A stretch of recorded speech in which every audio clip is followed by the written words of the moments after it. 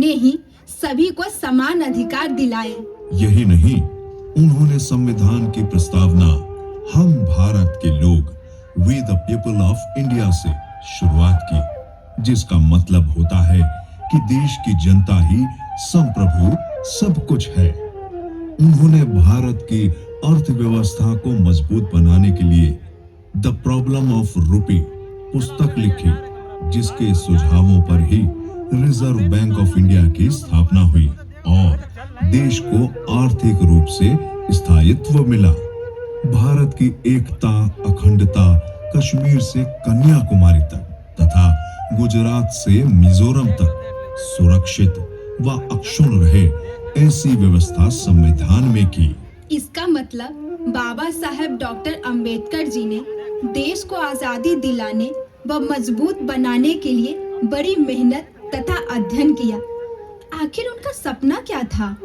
उनका सपना एक ऐसे भारत से है जहां पर कोई जाति ना हो, अर्थात जाति विहीन भारत। ऐसे भारत में सबको समान अवसर मिले, सबको उच्च व तकनीकी शिक्षा तथा समान रूप से रोजगार मिले। धर्म व्यक्ति की निजी आस्था से ही जुड़ा रहे, उसका राजनीतिक व्यवस्था से कोई संबंध नहीं होना चाहिए।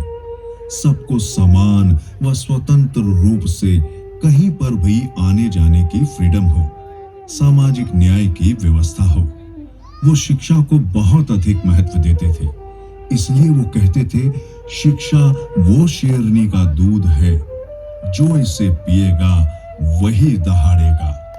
वो महिलाओं की शिक्षा और उनकी बराबरी के बहुत बड़े हिमायती थे। उनका कहना था, यदि एक पुरुष को पढ़ाया जाता तो एक व्यक्ति शिक्षित होता है, पर यदि एक महिला को पढ़ाया जाए तो पूरा एक परिवार शिक्षित हो जाता है। आज शासन और सत्ता को उनके विचारों, उनके द्वारा बनाए गए संविधान को पूरी ईमानदारी के साथ लागू करना चाहिए।